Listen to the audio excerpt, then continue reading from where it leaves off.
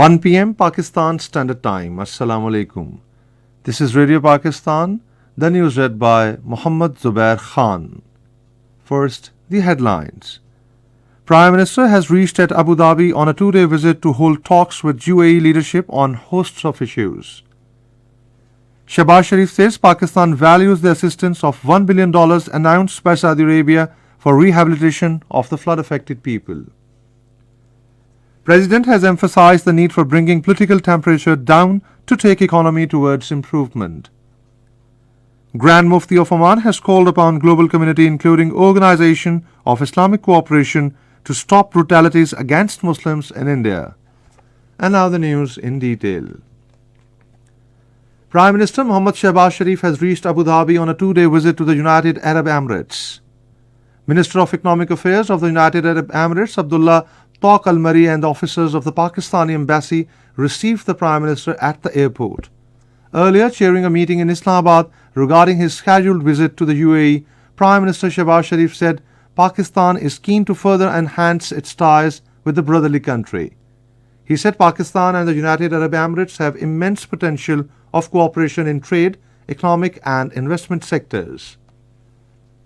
Prime Minister Shehbaz Sharif has said Pakistan values the assistance of $1 billion announced by Saudi Arabia for the rehabilitation of the flood-affected people. Talking to a four-member delegation of Saudi Fund for Development led by its Chief Executive Officer Sultan Al-Marshad in Islamabad today, he said Saudi Arabia has always supported Pakistan in difficult times. The Prime Minister thanked the Saudi Crown Prince Mohammed bin Salman for extending support to Pakistan in this hour of difficulty. During the meeting, they also reviewed different Saudi development projects in Pakistan. President Dr. Arif Alvi has emphasized the need for bringing the political temperature down to take the economy towards improvement. In an interview with BBC, he said there should be consensus on some matters for stability in the country. He said it is responsibility of all the stakeholders to steer the country out of dire straits. The President said the coalition government and the PTI should sit together and hold dialogue, stressing cooperation is better than the differences. The All Parties Hurriyat Conference has urged the international community to take cognizance of Modi-led fascist Indian regime's unilateral actions in illegally occupied Jammu and Kashmir aimed at undermining the disputed status of the territory. In a message from Tihar jail, detained senior APHC leader Naeem Ahmed Khan said Jammu and Kashmir is an internationally recognized dispute pending resolution with the UN for over 7 decades. He called upon the UN to settle the Kashmir dispute by giving the Kashmiris their right to self-determination.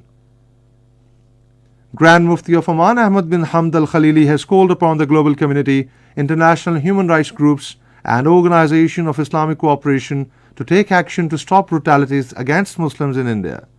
In a tweet, he said tragedy of Muslims in India is continuing under eyes of all the world, but nobody is doing anything to stop it. He urged the Muslim world to take joint action based on teachings of Islam to help Muslims facing persecution by Modi-led Indian regime.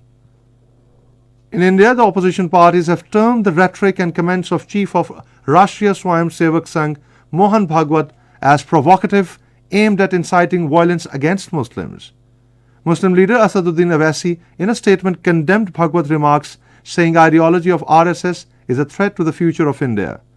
In a statement, senior Congress leader Digvijay Singh said Bhagwat remarks are unconstitutional as there is no talk of a Hindu nation in the constitution and Muslims are also Indian national.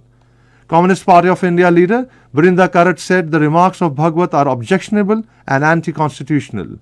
Shiv Sena leader Sanjay Raut in a tweet said one cannot do politics for long by creating fear in the minds of people. President Vladimir Putin has appointed new commander for Russian forces in Ukraine. Chief of the General Staff Valery Gerasimov will now lead the war in Ukraine, replacing General Sergei Surovikin, who remained commander in Ukraine for 3 months. The reshuffle comes as Russia claims making progress in eastern Ukraine after suffering a series of military setbacks in recent months. The third and final one-day international between Pakistan and New Zealand will be played in Karachi tomorrow. The 3-match series is leveled 1-1. And that is the end of the news. For more news and analysis, log on to our website radio.gov.pk and also watch live video streaming of our bulletins on the link facebook.com/Radio Pakistan News Official.